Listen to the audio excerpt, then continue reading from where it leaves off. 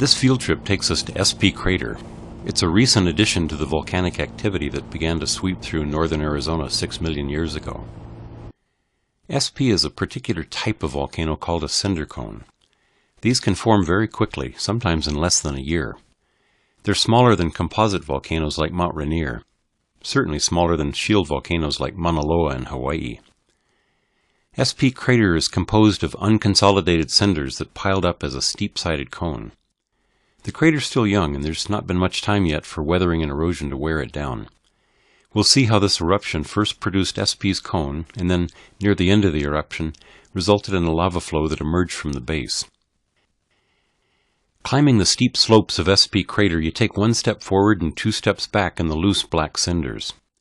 This beautifully symmetric cone, about 30 miles north of Flagstaff, reminded local cowboys a century ago of the shape of a chamber pot, thus the initials SP. As the old wranglers used to say, volcanoes happen. At the top, you're blessed with a breathtaking view of the San Francisco volcanic field, pinyon and juniper grasslands, a broken volcanic terrain that the cowboys summed up as Malpai, bad country. 600 lava flows, cinder cones, and a nearby composite volcano make up this field. It sprawls across 1,800 square miles of northern Arizona. What accounts for all this volcanic activity? The Earth has been hot since the earliest days of its formation, ever since it's been slowly cooling off. Hot magma, liquid rock, wells up from deep inside, carrying heat up from below.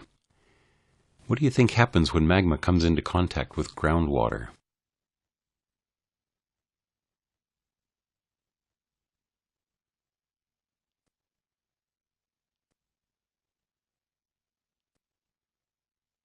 The SP explosion was a doozy. A fiery red fountain shot high into the sky. Peanut and papaya-sized cinders rained back down to build SP's classic cone, 32-degree slopes, 800 feet tall. As the volcano coughed up the last of its magma, a gaping 400-foot crater topped off the cone. The rim was fortified with welded spatter and littered with fantastic volcanic bombs, spindle-shaped rocks that had spun like molten footballs as they flew through the air. Most cinder cones around here are basaltic, but SP is a little different. Its lava tends toward andesite, more silica, and less iron and magnesium. SP's magma was a little stickier than basalt, making it harder for gas bubbles to escape. So when the lava froze, it preserved the shape of the bubbles as a vesicular texture. As magma gets close to the surface, gases that have been trapped within the liquid by pressure can suddenly expand and escape, sometimes violently.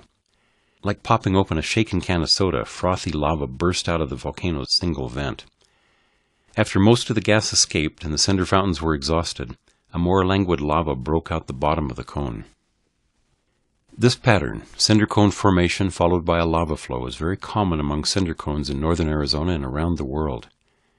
SP's glowing river of lava flowed north 4 miles across open country. It froze in place, forming a prickly rock called lava, more treacherous to walk across than the cone's softer cinders. Freezing magma can take another shape called pohoihoi that looks ropey, but that's not as common here. Why do you think one lava flow freezes into a prickly texture while another becomes smooth? The pyrotechnics of the San Francisco volcanic field have migrated from west to east over the last 6 million years. The youngest, nearby Sunset Crater, blew up only 1,000 years ago. SP Crater is also an upstart, just 60,000 years old. Will it erupt again? Probably not. Since SP's magma had to come up from below, at the end of the eruption, what do you think happened to that last bit of lava that didn't make it to the surface?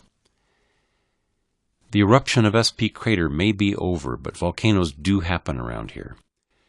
Don't be too surprised if the fireworks start again someday a few miles down the road. SP Crater is not a good place to see cinders, lava, pohoihoi lava.